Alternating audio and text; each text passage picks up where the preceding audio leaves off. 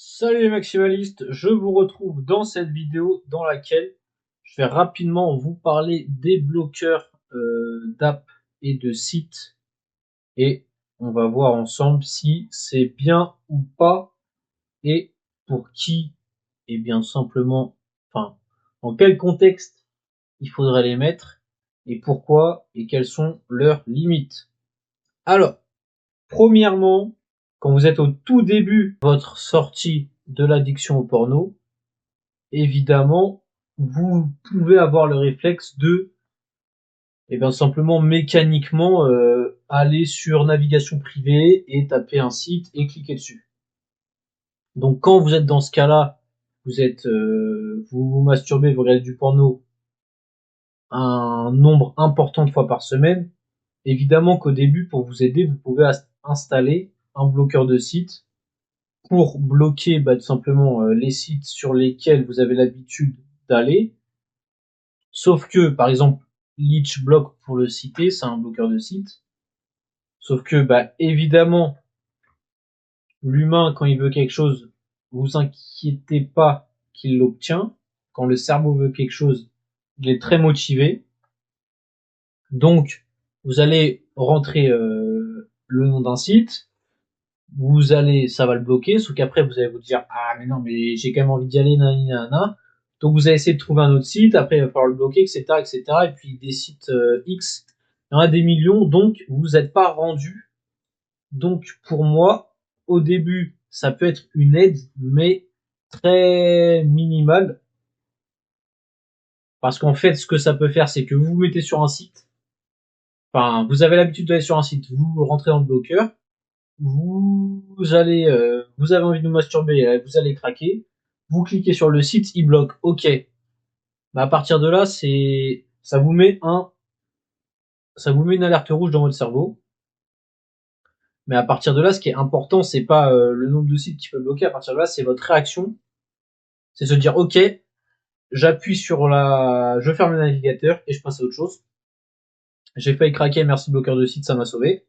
Sauf que est-ce que le taux de réussite de ce bloqueur de site est de 100%, c'est-à-dire est-ce que à chaque fois que vous tombez sur la page du bloqueur de site pour vous dire que c'est mort, est-ce que vous allez à chaque fois fermer le navigateur et vous dire ouf, heureusement qu'il est là lui, ou est-ce que vous n'allez pas essayer, est-ce que votre cerveau va pas tenter de prendre le contrôle davantage et de vous faire chercher d'autres mots-clés pour atteindre d'autres sites et pour pouvoir faire votre petite affaire. Donc ça déjà c'est la question et donc c'est la limite des bloqueurs de sites. Ensuite, si je parle des bloqueurs d'applications, notamment sur téléphone, peut y avoir le temps d'écran. Effectivement, vous pouvez mettre un temps d'écran de 5 minutes sur une application, enfin sur un réseau social, par exemple TikTok, Instagram. Mais bon, là, c'est pareil. Quelle est votre réaction une fois que vous êtes en train de binge-watcher le profil du modèle OF, quand vous avez le petit pop-up qui vous dit hop hop hop, c'est mort, arrête-toi là. Est-ce que vous quittez l'application et ouf, merci l'application temps d'écran, ou est-ce que vous vous dites ignorer et puis vous continuez à faire ce que vous étiez en train de faire? Donc là, pareil, encore une fois, c'est votre réaction vis-à-vis de l'affichage du blocage. Et votre réaction, elle dépend que d'une chose, c'est le contrôle que vous avez sur votre cerveau reptilien. Donc ça veut dire le contrôle que vous avez sur vos émotions.